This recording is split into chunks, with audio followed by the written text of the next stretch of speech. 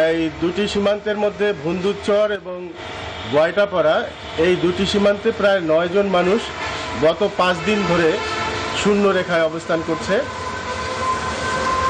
একদিকে বিএসএফ এবং অপরদিকে বিজিবি সহ স্থানীয়রা যাতে সেখানে অবস্থান করছে, যাতে কোনোভাবে বাংলাদেশে অবৈধভাবে পুশিং করতে না পারে।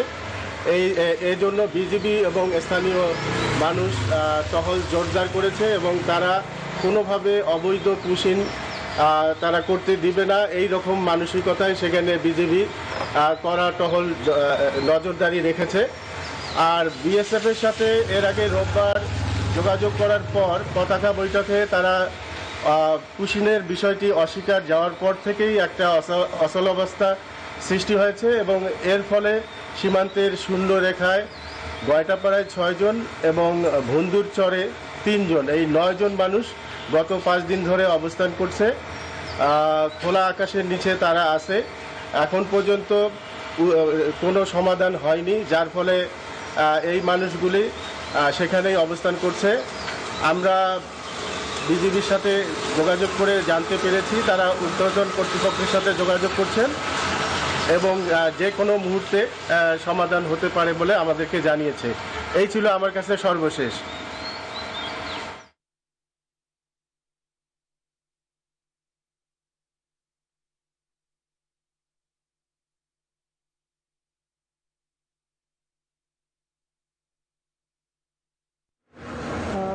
ধন্যবাদ হুমায়ুন, আপনি যেমনটি জানাচ্ছিলেন কুড়িগ্রামের খবর।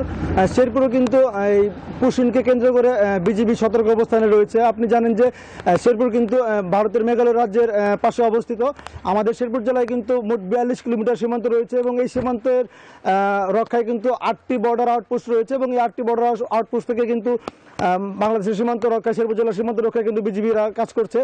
এই ভারতের অবৈধ পুশিং শুরু হওয়ার পর থেকে কিন্তু বিজিবি আরও সতর্ক অবস্থানে রয়েছে এবং স্থানীয় এলাকাবাসীদের সাথে নিয়ে কিন্তু তারা এই পুশিং ঠেকাতে কিন্তু কাজ করে যাচ্ছে। আমি যদি একটু আপনাকে বলি যে পুশিং শুরুর দিকে কিন্তু নালিতাবাড়ি রামচন্দ্রপুর ইউনিয়নের যে সীমান্ত রয়েছে সেই দিক দিয়ে কিন্তু 6 জন নারী পুরুষকে পুশিং করার চেষ্টা করেছিল বিএসএফ, তবে স্থানীয় বিজিবি সদস্যরা কিন্তু স্থানীয় লোকজনকে সাথে নিয়ে সেই পুশিং চেষ্টাকে কিন্তু প্রতিহত করেছেন এবং এরপর থেকে কিন্তু এই সীমান্তে কিন্তু আরও টহল জোরদার করেছেন যাতে অবৈধ পুশিং না হতে পারে।